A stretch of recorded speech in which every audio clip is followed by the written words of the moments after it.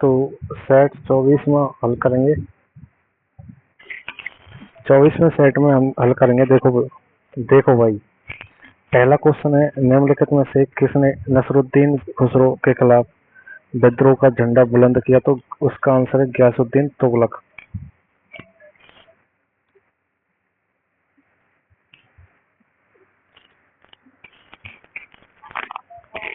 ठीक है भाई। तो नसरुद्दीन के खिलाफ विद्रोह का झंडा किसने बुलंद किया? गयासुद्दीन तुगलक ने। ठीक है भाई। दूसरा क्वेश्चन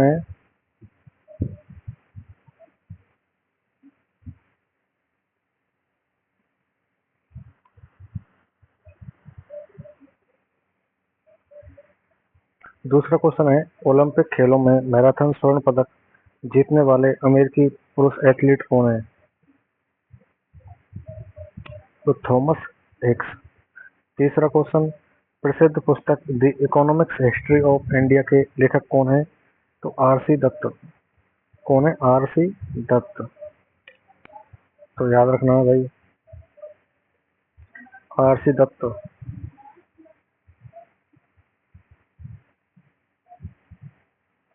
तो आर.सी. दत्त कौन है? The economics history of India के लेखक।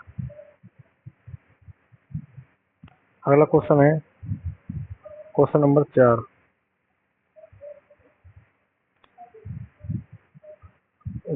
गुरुचरण सिंह ने खेल में उनके योगदान के लिए 2023 में भारत सरकार से पद्म श्री प्राप्त किया। तो गुरुचरण सिंह ने क्रिकेट में, ठीक है, पद्म श्री भारत सरकार से प्राप्त किया भाई।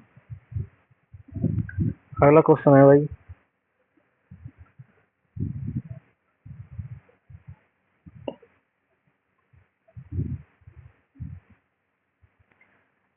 तो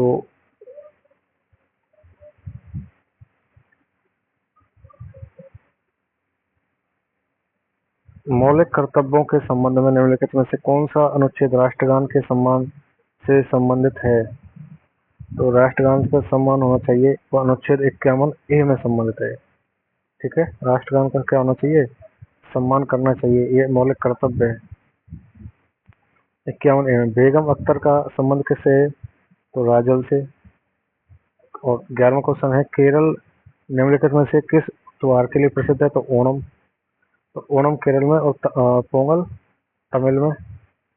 जब दूध दही में परिवर्तित होता है तो यह किस प्रकार का परिवर्तन होता है? तो रासायनिक परिवर्तन होता है। दूध से दही बनना रासायनिक परिवर्तन है, ना कि भौतिक। दूध से क्या बन गई? दही। तो इसमें रसायन का परिवर्तन हुआ है। ठीक है। 2011 की भारत की जनसंख्या के अनुसार कितना प्रतिशत मुस्लिम धर्म आबादी है? तो 14.2% आबादी। ठीक है भाई। तो इनको कम करो, इनको ला दो 5% के आसपास। तो आपको कन्वर्जन कराना पड़ेगा भाई। कन्वर्जन की एक फैक्ट्री खोलनी पड़ेगी पूरी। किस तरह से करवाना है, कहाँ सरकार की मदद लेनी है, कहाँ किसके मकान फोड़वाने हैं, किसको कैसे भगाना है, ये सब पूरा तय करना पड़ेगा, तभी इनकी पॉपुलेशन 10% से नीचे आएगी कम से कम। और हमेशा इनकी पॉपुलेशन 5% से नीचे हो तो बहुत अच्छा रहेगा। अगला 15वां क्वेश्चन है भाई, भारतीय रिजर्व बैंक अन्य व्यावसायिक बैंकों को अल्पावधि के लिए जिस दर से ऋण देता है उसे कम कर दिया जाएगा, तो उस दर को क्या कहते हैं? उस दर को कहते हैं रेपो दर। 16वां क्वेश्चन है, सीवी रमन द्वारा 1934 में स्थापित भारतीय विज्ञान अकादमी में स्थित है। तो भारतीय विज्ञान अकादमी है बेंगलोर में स्थित। ये इनको इसको बनाया था सीवी रमन ने 1934 में। ठीक है भाई। अगला क्वेश्चन है, भारतीय संविधान के निम्नलिखित में से कौन सा राज्य के नीति निर्देशक सिद्धांतों का एक उदाहरणवादी सिद्धांत है? तो समान नागरिक संहिता।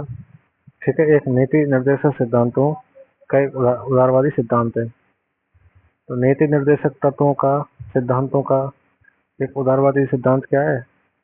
समान नागरिक संहिता।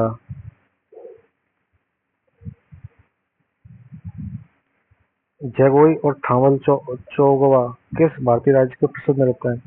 तो जगोई मणिपुर का है भाई। जगोई, जग जाओ भाई मणिपुर में। तो मणिपुर के लोग जग जाओ और वहाँ ईसाइयों को भगाओ, चर्चों को नष्ट कर दो भाई।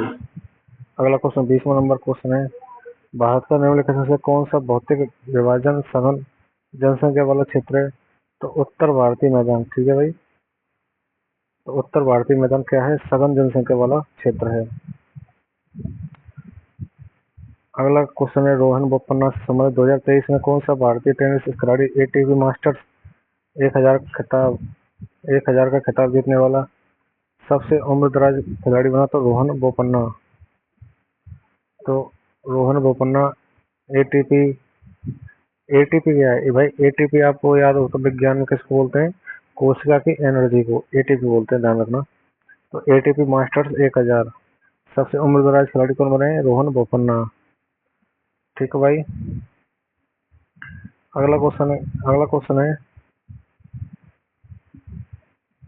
क्वेश्चन नंबर 24 देखते हैं कि 1891 में किसने श्यानता के अपने नियम के साथ एक श्यान द्रव के माध्यम से एक छोटे से गोले के वेग का वर्णन करते हुए द्रव्य यांत्रिकी की खोज की? तो George Gabriel Stokes, Ben Stokes का भाई है भाई ये।